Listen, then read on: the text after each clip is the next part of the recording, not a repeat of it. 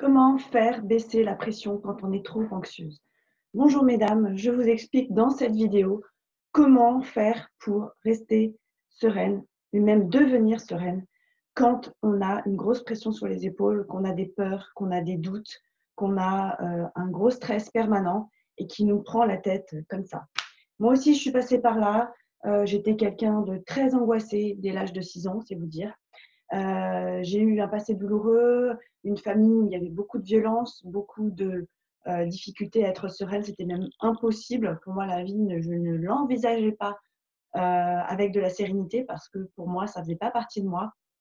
Donc, je vous expose dans cette vidéo les 3 erreurs que les femmes, où je vois beaucoup de femmes qui font ces 3 erreurs principales et qui les tirent vers le bas, qui les empêchent d'être sereines et qui les empêchent d'être librement capables elles-mêmes de devenir la femme qu'elles souhaitent être. Hein. Ce calme intérieur, cette paix intérieure, cette harmonie. Je vous explique qu'est-ce qu'elles font comme erreur et ce que je constate et ce que j'ai fait moi et ce que je leur conseille aussi d'appliquer dans leur et d'implémenter dans leur quotidien pour réussir à devenir sereine. Alors, dans cette vidéo, euh, les 3 erreurs principales que je vais vous donner là, prenez un papier et un crayon parce que si vous les notez, je vous garantis que en les intégrant et en les implémentant, vous allez avancer. Ça, c'est sûr. Euh, j'ai aussi une autre possibilité d'aller un peu plus loin si vous le souhaitez à la fin de cette vidéo, si vous souhaitez aller plus loin dans ces erreurs parce qu'il y en a d'autres, si vous voulez aller plus loin dans les solutions, dans les stratégies efficaces pour pouvoir lever et corriger ces erreurs et avoir des déclics, je vous ai mis le lien en dessous de cette vidéo normalement que vous trouverez euh, et qui va vous orienter vers une formation qui va durer 1 heure et dans laquelle en fait j'explique tout ça. Alors, on y va.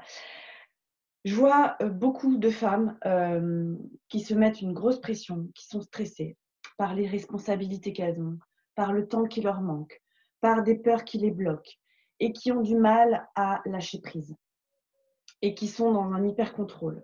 Donc, en fait, elles sont dans une ambivalence. Ça, c'est la première chose à comprendre, c'est que il y a une ambivalence en fait entre le fait de vouloir tout contrôler et en même temps lâcher prise. Vous ne pouvez pas être ambivalente comme ça et avancer en même temps. Le cerveau, il a besoin de clarté pour avancer clairement et sans doute. Si vous avez des doutes, c'est parce que vous êtes certainement dans l'ambivalence. Réfléchissez peut-être à ça. Donc l'erreur numéro 1, vraiment la principale, celle que je constate beaucoup, c'est que je vois beaucoup de femmes qui se calquent sur les autres au lieu de se centrer sur elles. Je vois beaucoup de femmes qui veulent faire plaisir, qui veulent être reconnues, qui veulent être aimées, qui n'osent pas dire non, qui n'osent pas dire stop, je refuse ça, je ne suis pas capable de le faire maintenant. Peut-être tout à l'heure, mais pour l'instant, je ne suis pas capable de te donner une réponse ou je préfère te dire non. Elles ne savent pas pourquoi. Parce qu'elles ne connaissent tout simplement pas leurs propres besoins et leurs propres envies. Soit parce qu'elles n'ont pas eu des parents ou une vie qui leur ont permis d'apprendre et d'acquérir cette faculté à se centrer sur elles et à surtout comprendre quels sont leurs besoins. Elles s'en oublient en fait, à force de se calquer sur les autres, de vouloir faire plaisir, de vouloir être tout le temps dans une dynamique où j'ai plein de choses à faire avec mes enfants, j'ai plein de choses à faire dans mon travail, j'ai mes supérieurs qui me demandent ça et j'ai pas le temps pour moi. Quels sont vos besoins, quelles sont vos envies? Moi, ce que je vous invite à faire, c'est les noter, tout simplement. C'est de vous poser, quand vous êtes au calme, toute seule, c'est de prendre une feuille et un papier, de faire 2 colonnes. La première colonne à gauche, c'est celle que vous allez remplir en premier. C'est celle qui va faire que vous avez que ça va vous aider à comprendre vos envies. C'est déjà de travailler sur vos besoins. Et vous posez la question, quels sont mes besoins? De quoi j'ai besoin dans ma vie en ce moment? En priorité, qu'est-ce qui est important pour moi? Qu'est-ce qui est fondamental dans ma vie? Quels sont mes besoins que j'ai envie de nourrir, que j'ai envie d'assouvir, parce que j'ai envie de me respecter tout simplement. La première chose, c'est que si vous ne voulez pas vous respecter, vous ne pouvez pas vous poser clairement et comprendre vos besoins. Pour comprendre ses besoins, il faut avoir envie de, euh, euh, de s'aimer tout simplement. Moi, j'accompagne beaucoup de femmes qui malheureusement ne s'aiment pas et je les aide à améliorer leur qualité de vie et ça passe énormément par l'estime de soi. Ce qui passe aussi beaucoup par l'estime de soi, c'est ça, c'est de travailler ses besoins. À partir du moment où vous connaîtrez vos besoins, et ça, c'est un travail que vous pouvez faire soit en une fois, soit en plusieurs fois, mais en tous les cas, une fois que vous aurez fait ce travail, je vous garantis que vous allez pouvoir travailler de manière très efficace l'augmentation de l'estime de vous-même. Voilà, ça, c'est sûr. Et quand vous aurez gagné en estime de vous-même, bah, vous allez gagner en confiance en vous, vous allez donc du coup vouloir plus avancer, vous allez du coup avoir une pression qui se détend, quoi, vous allez être plus détendu parce que vous allez être contente de vous. Donc forcément, il y a une certaine pression qui va s'amoindrir, vous voyez. Donc, ça, c'était le premier point. La deuxième erreur que je vois très, très souvent, c'est, et je dirais même que c'est la plus difficile à modifier, c'est difficile oui et non, hein, c'est d'être focus sur les mauvaises choses. Je m'explique.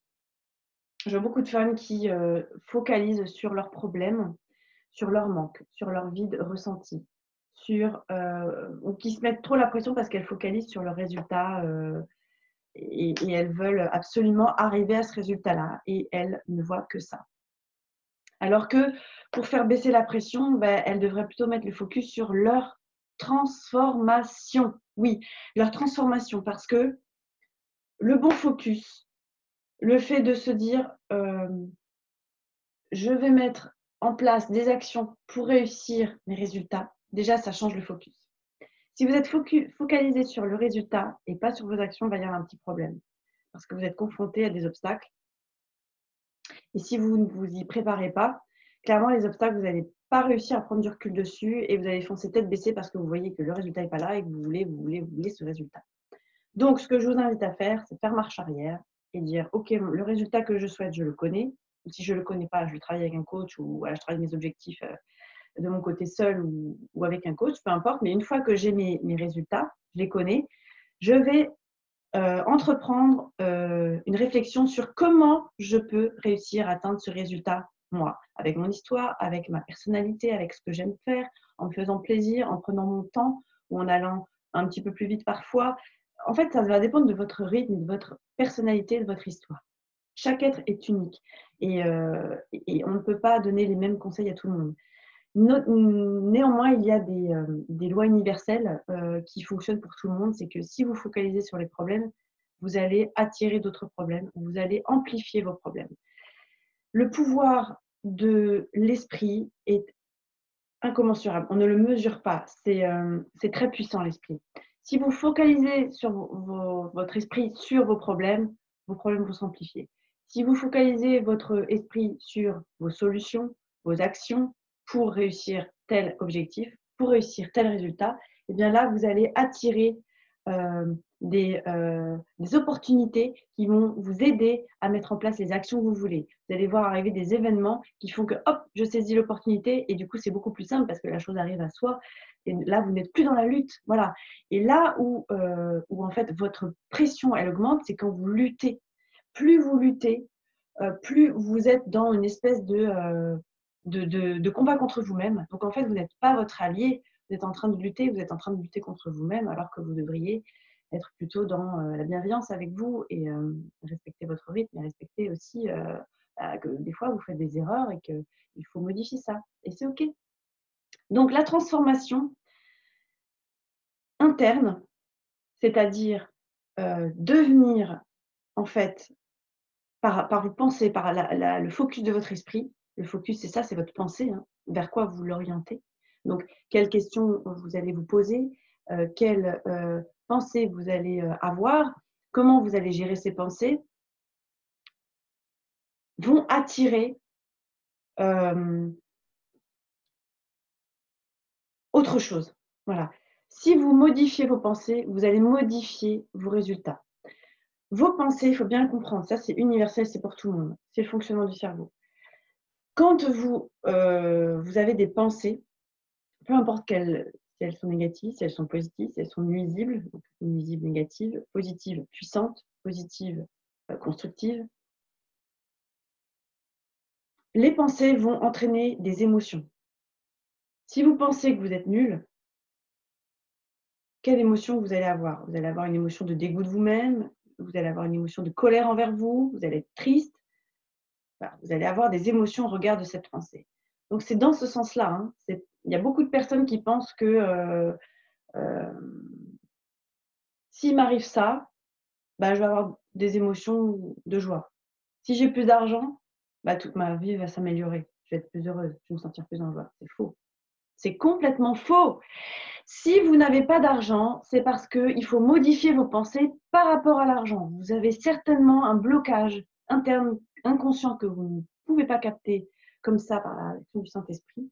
Il vous faut un déclic, il vous faut un travail interne pour réaliser que vos pensées sont nuisibles et qu'elles vous conduisent à un résultat qui n'est pas celui que vous voulez.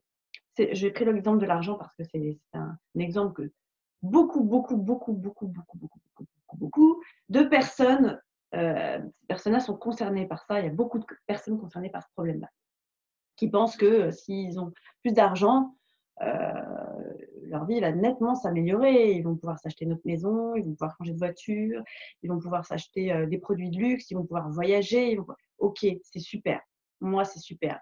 Moi, je vous dis, ok, c'est super. Par contre, si vous ne faites pas un travail, une transformation interne, vous ne pourrez pas arriver à voyager, à vous acheter une nouvelle maison, même si vous gagnez au loto, hein. Si vous gagnez au loto et que vous n'avez pas travaillé une transformation interne, votre argent, vous allez le dépenser en un rien de temps. Vous allez le perdre, il va se dilapider et vous allez vous retrouver avec zéro. Et pour regagner au loto, ça va être une autre paire de manches, hein. Alors que quelqu'un qui a travaillé son rapport à l'argent en interne, qui a fait une transformation interne, il gagne de l'argent, il le perd, il peut le regagner sans problème derrière. Ça, c'est la différence. Vous voyez? Donc, la transformation interne, c'est le bon focus. C'est ça vers quoi vous devez aller. Comment se transformer en interne? Alors, ça dépend des gens. Soit il y a des gens qui vont avoir un niveau de conscience très très bas, qui vont avoir beaucoup de croyances limitantes, c'est ça que j'appelle un niveau de conscience très bas, beaucoup de croyances et de pensées nuisibles, et qui vont croire qu'en lisant des bouquins, ils vont se transformer d'eux-mêmes. Alors, pourquoi pas, hein, moi je serais admirative de voir quelqu'un, j'en connais pas, hein, pour l'instant, mais je serais admirative de voir que quelqu'un a fait ça.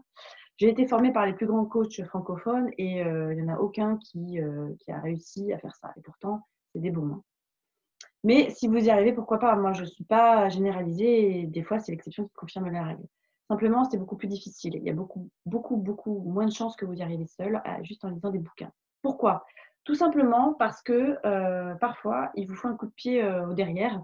Il vous faut quelqu'un qui vous forme, il vous faut quelqu'un qui vous donne, une autre vision des choses et qui surtout s'adapte à votre personnalité. Un bouquin, ça va être pour n'importe qui, pour monsieur X, madame Y, ça va être le même bouquin, d'accord?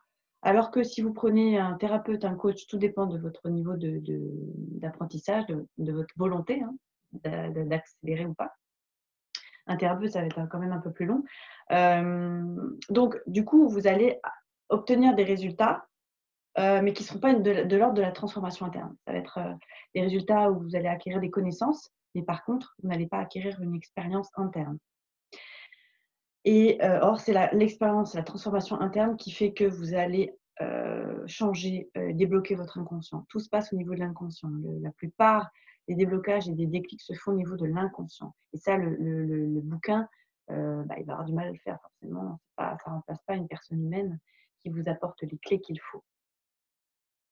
Donc, une fois que vous aurez vraiment intégré qu'il faut d'abord devenir cette nouvelle femme, une femme sereine, une femme calme, pour réussir à être sereine et calme, parce que c'est un résultat, vous souhaitez devenir sereine, donc votre objectif, votre résultat, c'est la sérénité. Et bien, pour arriver à ce résultat, il faut que vous vous transformiez, que vous changiez de comportement, de pensée. Et c'est ça la transformation interne, c'est changer vos pensées, et donc vous changez vos émotions, c'est la transformation interne. Et donc, dans l'externe, vos comportements changent, vos habitudes changent, et donc vos résultats changent. Donc, si vous intégrez que vous allez devenir cette nouvelle femme sur le donc votre bon focus, devenir cette nouvelle femme sereine, vous allez développer, donc qu'est-ce qui va se passer? Vous allez développer une pensée puissante, une pensée positive, donc vous allez attirer de nouvelles choses, vous attirez la sérénité, car être sereine, c'est vraiment la conséquence de la transformation interne. Quand vous faites des actions sereines, quand vous faites des actions de calme, quand vous faites des choses calmes, dans le calme, quand vous ralentissez les mouvements, quand vous faites moins de choses à la minute, quand vous voyez ce que je veux dire? Vous commencez une transformation interne, clairement. C'est comme ça. Pour que votre inconscient ait le déclic, il faut que vous ayez cette sérénité qui arrive, en résultat, il faut que vous-même, que vous incarniez cette sérénité. Donc, il faut que vous-même, vous ayez des comportements de femme sereine. Vous comprenez ce que je veux dire? Je ne peux pas être plus claire.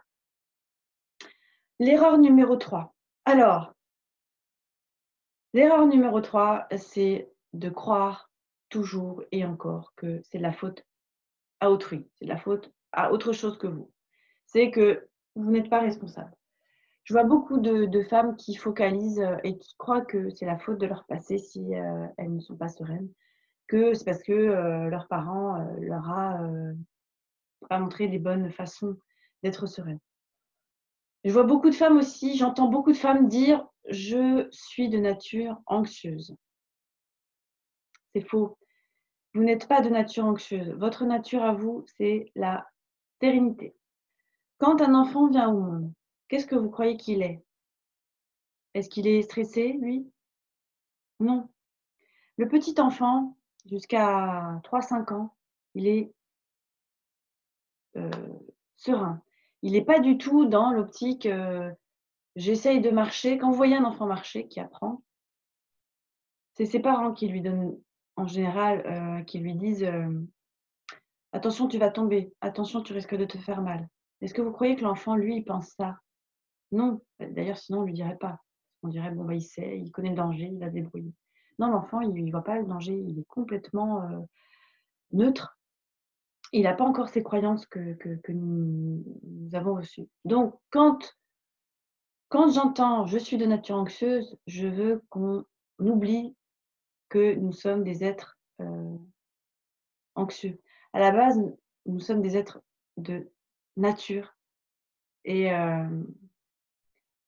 toutes les femmes que je vois, elles le comprennent après. C'est que si vous vous connectez à votre cœur, vous allez comprendre que votre vibration la plus vraie, la plus authentique, c'est celle de votre cœur. Et si vous respirez en vous connectant à votre cœur, en mettant, je sais pas, une musique qui vous plaise, une musique qui vous plaît, une musique qui vous fait vibrer quoi, la musique c'est la meilleure invention de l'être humain, je trouve, hein, de l'homme. Pas que je tombe, hein. C'est la musique, c'est quelque chose qui est vraiment apaisant, qui vous met qui est dynamisant. Donc servez-vous-en, servez-vous de tout ce que vous aimez pour faire cette transformation et vous apporter ce calme. Alors vous apporter ce calme, ça va vous aider à vous centrer sur vous. Par contre, ça ne va pas vous aider à transformer de façon interne et de façon acquise. Faut le travailler tous les jours.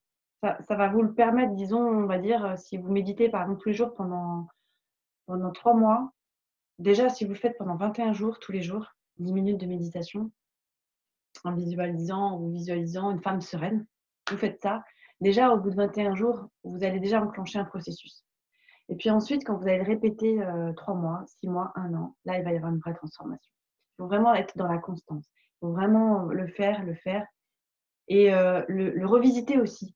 Parce que si vous êtes une femme, comme moi par exemple, ou comme des clientes que j'accompagne, qui a besoin de variété, qui a besoin de découverte, qui a besoin de peps, de choses un petit peu oui, variées, diversifiées, voilà.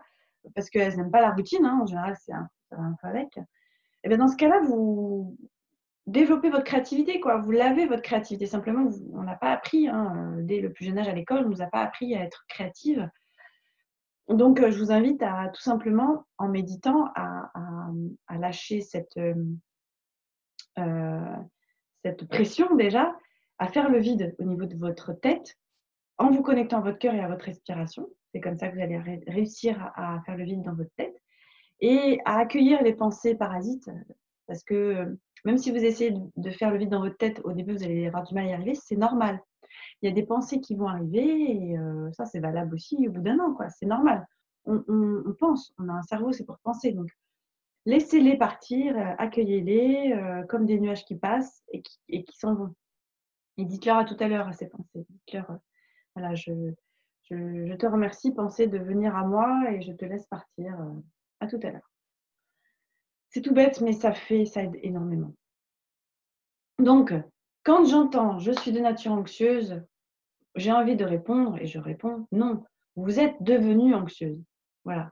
Vous êtes devenue anxieuse par des événements, par des croyances, par des paroles, par des peurs, par de l'insécurité, par des événements dans votre enfance ou plus tard, qui fait que vos expériences vous ont paralysé, vous ont mis des peurs qui vous paralysent.